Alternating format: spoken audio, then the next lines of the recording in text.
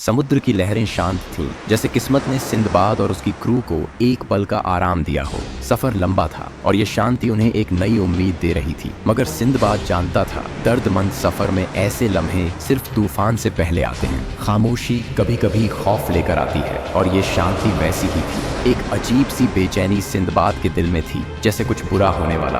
अचानक से आसमान का रंग बदलने लगा। पहले कुछ काले बादल छाए, फिर एक बड़ा सा साया समुद्र पर छाने लगा। क्रू डर गए, उन्होंने कभी ऐसा कुछ नहीं देखा था। सिंदबाद आंखों पर हाथ रखकर आसमान की तरफ देखता है। ये था रॉक, एक ऐसा पक्षी जो अपनी ताकत से हाथी तक को उठा लेता था, और अब उसकी नजरें सिंदबाद के जहाज पर थी। क्रू मेंबर, ये क्या है? हमें बचाओ।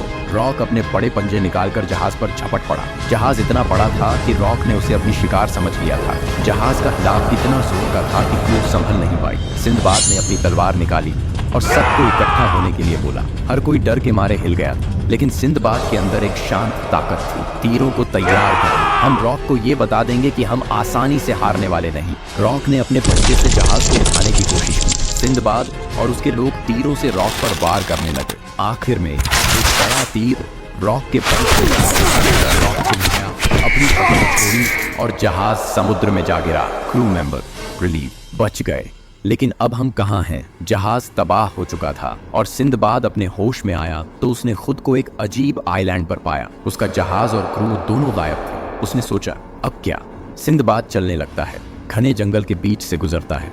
आइलैंड पर चलने के दौरान सिंदबाद ने एक बूढ़ा आदमी देखा जो पेड़ के नीचे बैठा था। बूढ़ा कमजोर और असहाय लग रहा था। उसने सिंदबाद से मदद मांगी। मुझे इस आइलैंड से पार ले जाने में मेरी मदद करो सिंदबाद। सिंदबाद सोच में, ये कौन?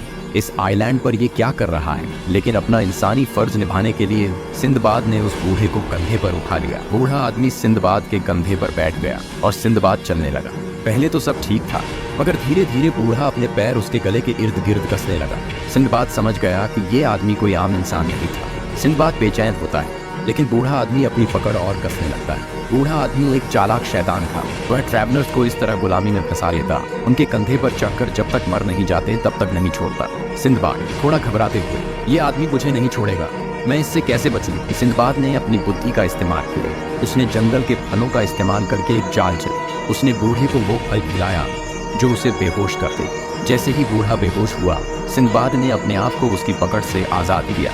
सिंदबाद बूढ़े को छोड़कर भागता है। इस सफर में सिंदबाद को एक और सीख दी थी, हर मुश्किल का हल होता है। हिम्मत चंद हर बार वो एक नई कहानी लेकर लौट रहा था जो उसे और मजबूत बना रही थी।